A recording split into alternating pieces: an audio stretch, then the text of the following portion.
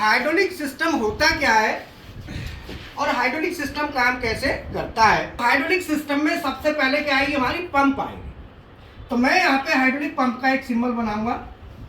ये hydraulic pump है, इसमें आप ध्यान रखना है कि तीर का निशान ऐसे लेना है, ऊपर की तरफ लेना है, ये ध्यान रखना है ऐसे। ये क्योंकि ये एनर्जी हमको दे रहा है, क्या कर रहा है, एनर्जी हमको दे रहा है। अगर ये ट्राइंगल जो भरा हुआ ट्राइंगल है ना, अगर यही ट्राइंगल खाली होता तो ये एयर सिस्टम होता, इसे कहते हैं न्यूमेटिक।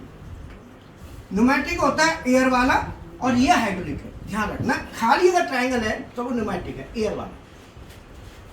अब यहाँ पे पंप को चलाने के लिए ये एक नंबर है, तो मैं ये लिखता भी जाऊंगा कि किसका क्या काम है। नंबर एक पे आता है हाइड्रोलिक पंप। हाइड्रोलिक पंप क्या करेगा, ये प्रेशर बनाएगा, ठीक है। अब पंप को प्रेशर बनाएगा तो इसे पंप को चलाने के लिए क्या चाहिए, इलेक्ट्रिक मोटर। तो मोटर वाला जो ट्राइंगल है ना, वो आपको अंदर की तरफ बनाना है। किधर बनाना है, अंदर की तरफ। इसका मतलब मोटर एनर्जी ले रही है। सो दिस इज एक नंबर और ये हमारा 2 नंबर। 2 नंबर में हमारी है इलेक्ट्रिक मोटर।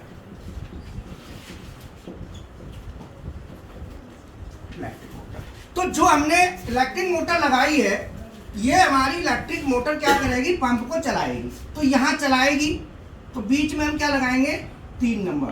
3 नंबर में है कपलिंग। तो जो इलेक्ट्रिक मोटर है, हाइड्रोलिक पंप को जब मोटर चलाती है, पंप को जब मोटर चलाएगी तो हमारी जब पंप को चलाएगी तो इस इलेक्ट्रिक मोटर को, मैंने आपको क्या बताया था, क्या बोलेंगे, इस मोटर को, इलेक्ट्रिक मोटर को क्या नाम दिया था, हाइड्रोलिक मोटर। क्या नाम दिया था, इसका नाम है हाइड्रोलिक मोटर। इसका हम नाम क्या देंगे, हाइड्रोलिक मोटर। नोट करते जाना क्लास को, है ना, जो मैं पढ़ा रहा हूं उसे बराबर नोट भी करना है, ठीक है ना। तो क्या बोलेंगे इसको, हाइड्रोलिक मोटर, ठीक है। इसके बाद यहां से हमारा प्रेशर चलेगा आगे को। मोटर ने पंप को चलाया तो प्रेशर आएगा, तो इसके लिए क्या करेंगे, टैंक लेंगे। तो मैं ऐसे करके आप करो, टैंक ले लो, ऐसे ऐसे ऐसे ऐसे, ठीक है। और इसको ऐसे करके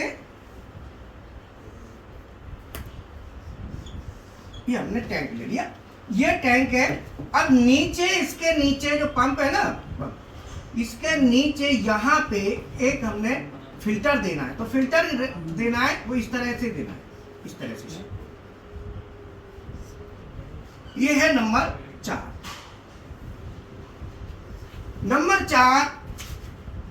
नंबर 3 कपलिंग,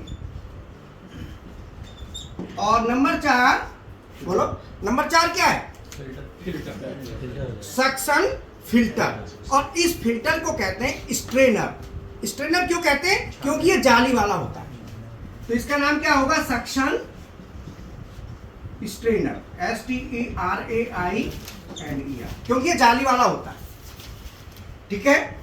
तो सक्शन स्ट्रेनर कितने माइक्रोन का होता है, कोई पूछे तो 149 माइक्रोन, 149 माइक्रोन का इसका फिल्ट्रेशन लेवल होता है।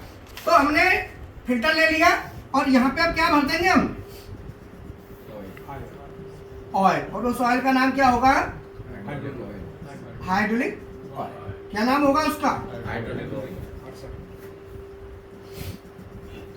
इसको हम नंबर 5 हाइड्रोलिक ऑयल।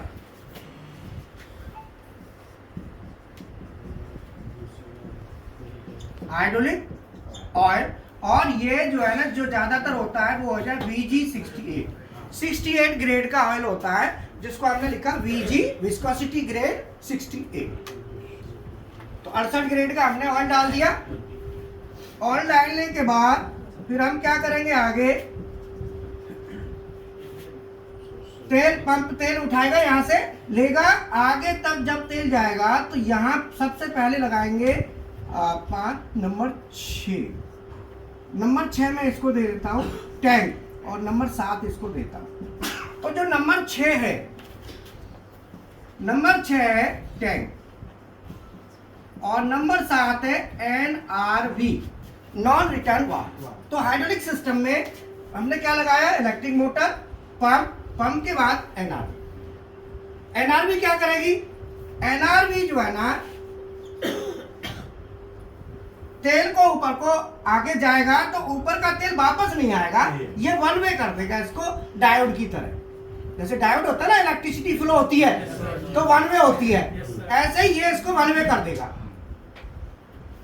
यहां से तेल जाएगा तो जब भी तेल जाता है तो सिस्टम में क्या होता है कि हम क्या लगाते हैं, तेल जैसे मान लो पंप है, तो जो पंप है हाइड्रोलिक का, ये पंप दो प्रकार के होते हैं, एक पॉजिटिव डिस्प्लेसमेंट, एक नॉन पॉजिटिव। तो ये पॉजिटिव डिस्प्लेसमेंट पंप होता है, और ये पॉजिटिव डिस्प्लेसमेंट पंप है तो ये क्या करेगा, प्रेशर बनाएगा। जब ये प्रेशर बनाएगा तो प्रेशर ओवर भी हो सकता है। भाई देखो पॉजिटिव पंप है तो प्रेशर बनाता रहेगा, तो जब ये प्रेशर बनाता रहेगा तो प्रेशर ज्यादा भी हो सकता है। तो इसके लिए एक वाल्व लगता है जिसका नाम है प्रेशर रिलीफ वाल्व। हम यहाँ पे प्रेशर रिलीफ वाल्व लगाएंगे।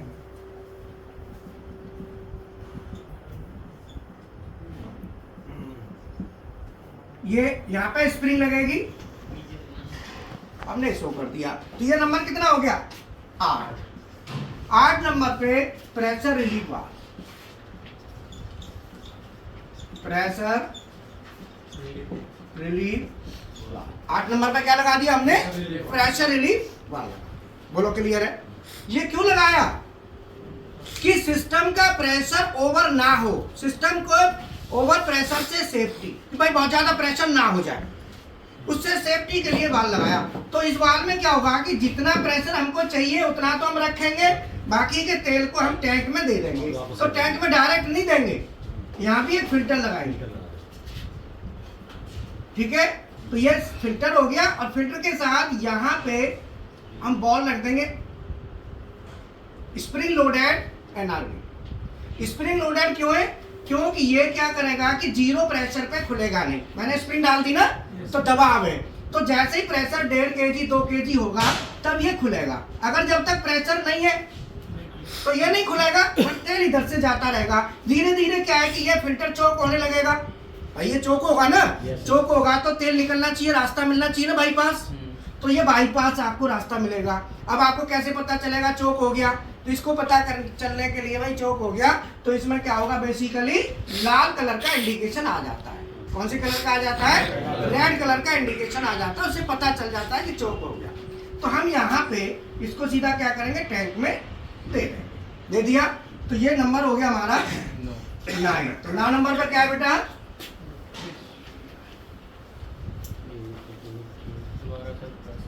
Return line filter. ये 15 से 20 माइक्रोन का होता है, ध्यान रखना। कितने माइक्रोन का होता है, 15 से 20 माइक्रोन का होता है रिटर्न लाइन फिल्टर, हम इसको कहते हैं। तो कोई भी हम सिस्टम या ड्राइंग की बात करें तो 3 लाइनें हम यूज करते हैं। तो पहले 3 लाइनों में एक लाइन ये, और दूसरी लाइन हमने ये ले ली, और तीसरी लाइन हमने ये ले ली। ये 3 लाइनें होती हैं, इसको हम कहते हैं प्रेशर लाइन। Pressure line. दूसरी है pilot line, PILOT pilot line, और तीसरी है टैंक लाइन। जब हम इसको एक्सप्लेन करेंगे वर्किंग को, तो इन लाइनों का हम यूज करेंगे।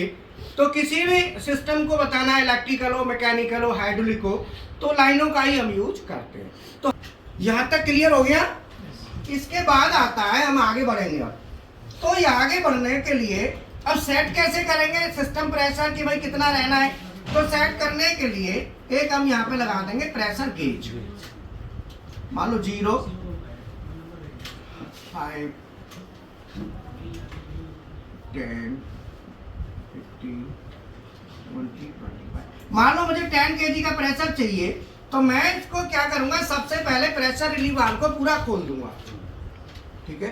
पूरा खोलने के बाद फिर मैं धीरे धीरे इसको आगे टाइट करूंगा, तो ये प्रेशर बढ़ना स्टार्ट हो जाएगा, 0 से ऊपर जाना स्टार्ट हो जाएगा। तो ये है 10 नंबर में प्रेशर गेज।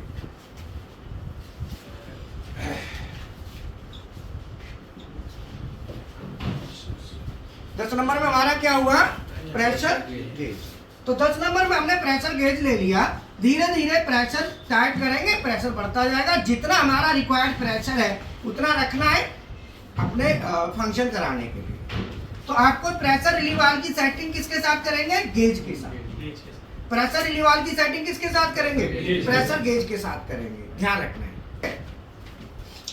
अब ये हमारा यहां से गेज हो गया, प्रेशर गेज 10 नंबर। अब ये यहाँ पे सिस्टम का प्रेशर जब हमारा यहाँ पे हम लगाएंगे लाइन, डिफरेंट लाइंस में तेल जाएगा जिसमें हम डिस्ट्रीब्यूशन कहेंगे। क्या कहेंगे? अब मान लो मैंने यहाँ पे प्रेशर कितना सेट कर दिया? 10। मान लो मैंने 20 कर दिया। कितना कर दिया?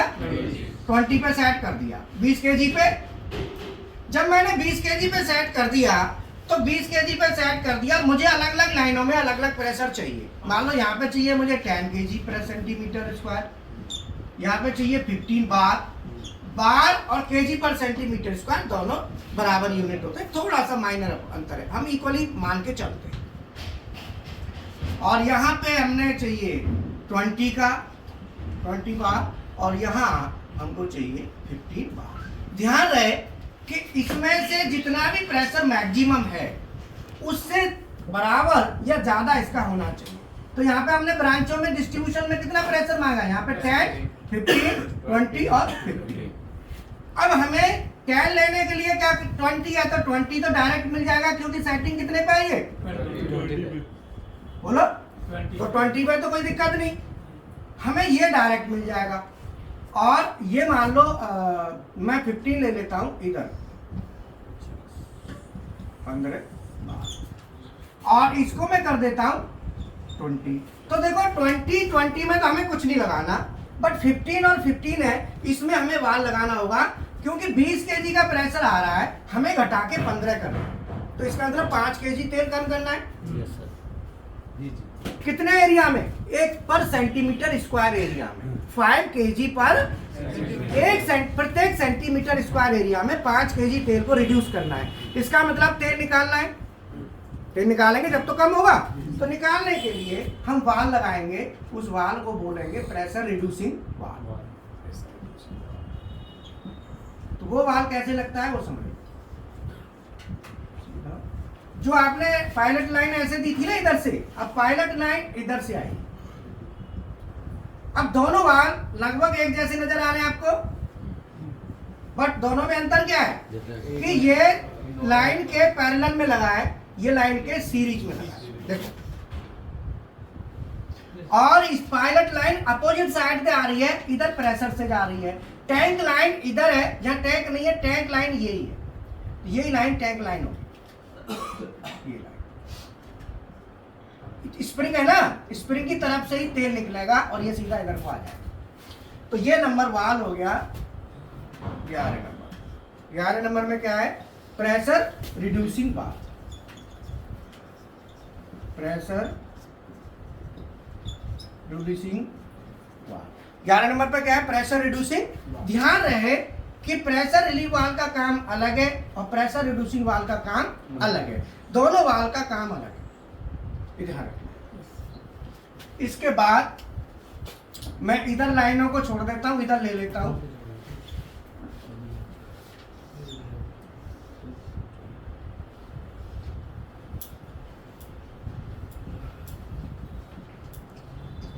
मैंने ये प्रेशर लाइन ले ली और ये टैंक लाइन है। टैंक लाइन को मैं टैंक लाइन से जोड़ दूंगा तो ये लाइन इधर जुड़ जाएगी, यहाँ जुड़ गई। तो टैंक से टैंक सब जुड़ के फिल्टर से होके वापस आ जाएगा। और मैंने प्रेशर लाइन, ये दो लाइन ले ली, जिसमें से ए लाइन और बी लाइन, और मैंने यहां पे क्या किया,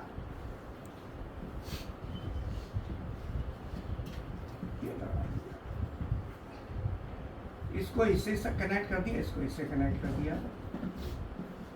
ये हमारा हाइड्रोलिक सिलेंडर है। तो ये यहाँ पे सोलेनॉइड कॉइल ए और सोलेनॉइड कॉइल बी मैंने लगा दी। दो सोलेनॉइड कॉइल मैंने यहाँ पे लगा दी, सोलेनॉइड कॉइल ए और सोलेनॉइड कॉइल बी।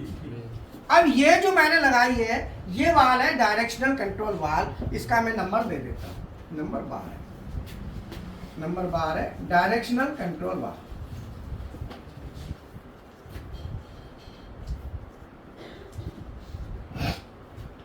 अब मुझे आगे मोशन कैसे मिलेगा, आगे पीछे मिलेगा। अगर मुझे आगे को जाना है तो मेरा जो प्रेशर है वो ए लाइन में जाना चाहिए, तो मैं तीर का निशान ऐसे लगा दूंगा। और मुझे पीछे आना है तो मेरा प्रेशर बी में जाना चाहिए, तो मैं तीर का निशान ऐसे लगा दूंगा। तो मैंने पीएलसी एडवांस प्रोग्रामिंग का जो प्रोजेक्ट की मैं स्टडी कर रहा था, उस स्टडी में ये सिस्टम भी यूज में आएगा। तो ये मशीन के साथ हाइड्रोलिक पावर पैक जिसे कहते हैं वो लगा होता है, उससे आपको फंक्शन मिलता है। तो फाइनली ये जो है इसके साथ हम क्या करते हैं, ऑब्जेक्ट लगा देते हैं। इसके साथ कौन अटैच रहता है, जिसको हम क्या बोल रहे थे, स्लाइड या एक्सिस, वो इसके साथ अटैच हो जाए। बोलो समझ में आया? तो ये मैंने पूरा का पूरा सिस्टम आपको बना के दिया है। ये पूरा सिस्टम यहां से लेके पूरा, अब एक ब्रीथर और लगा देते हैं इसमें, ऑयल ब्रीथर।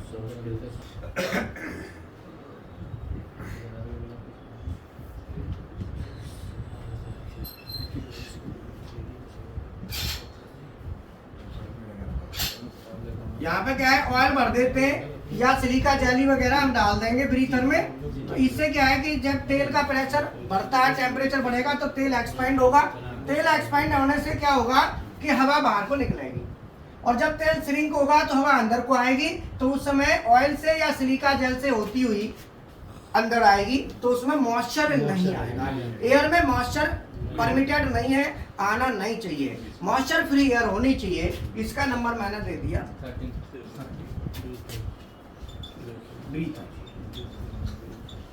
ब्रीदर हो गया। अब ये हमारा एक चीज और इसमें लगाते हैं कि जैसे ही देखो मैंने सिस्टम मान लो प्रेशर मेंटेन कर दिया, सिस्टम प्रेशर मेंटेन करने के बाद जैसे ही मैं सोलेनॉइड को ऑन करूंगा, ऑन करते ही तेल एक साथ इधर को जाएगा, तो एक बार को प्रेशर डाउन आएगा।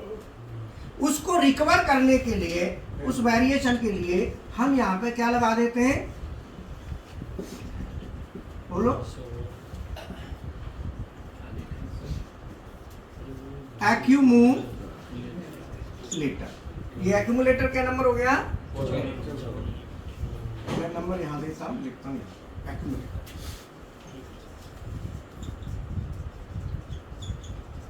एक्यूमुलेटर लगाएंगे, वो क्या करेगा कि प्रेशर के इसमें ऑयल फिल्ड हो जाता है। जब ज्यादा प्रेशर आता है तो तेल को ये स्टोर कर लेता है, जैसे ही प्रेशर डाउन आता है तो तेल को छोड़ देता है। जस्ट कैसे काम करता है ये देखो, आप डायोड लगाते हो, डायोड लगाने के बाद आपकी वेवफॉर्म कैसी आती है, डायोड के बाद ये शेप आती है।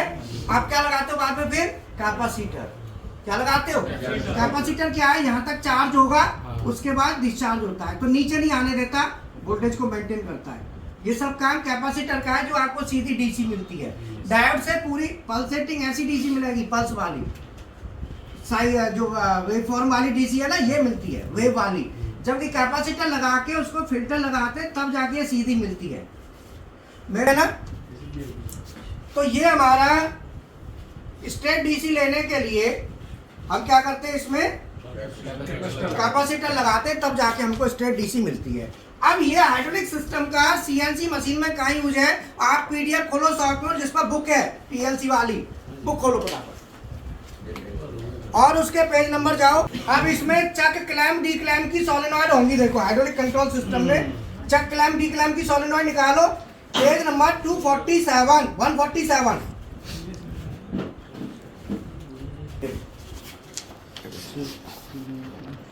इधर दिखाना, चक क्लैम्प सोलेनॉइड और चक डी क्लैम्प सोलेनॉइड, ये दो सोलेनॉइड कॉइल है ना, ये दोनों हाइड्रोलिक प्रेशर पे काम करती हैं दोनों। और एक टेलीस्टॉक की होगी, टेलीस्टॉक फॉरवर्ड सोलेनॉइड और टेलीस्टॉक रिवर्स सोलेनॉइड। तो इसमें क्या है, चक क्लैम्प सोलेनॉइड, चक क्लैम्प की सोलेनॉइड का एड्रेस क्या है, Y 5.4 और चक डी क्लैम्प सोलेनॉइड ये Y 5.5। आप कोई भी मशीन बनाते हो, हाइड्रोलिक सिस्टम किसी में भी लगा, ज्यादातर मशीनों में आपको लगा मिलेगा, कोई न कोई फंक्शन हाइड्रोलिक सिस्टम से जरूर आपको चलता नजर आएगा, छोटा मोटा बड़ा जो भी है। एक होता है टेलीस्टॉक, टेलीस्टॉक फॉरवर्ड, इसकी एड्रेस बताओ,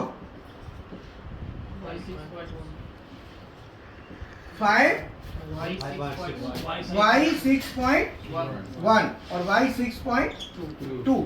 तो चक, क्लैंप, डी क्लैंप और टेलस्टॉक, रिवर्स फॉरवर्ड, ये इसी कंट्रोल सिस्टम में आते हैं हाइड्रोलिक में। और जो एसपीएम मशीन बनती है उनमें भी हाइड्रोलिक कंट्रोल सिस्टम हम यूज करते हैं, ठीक है ना।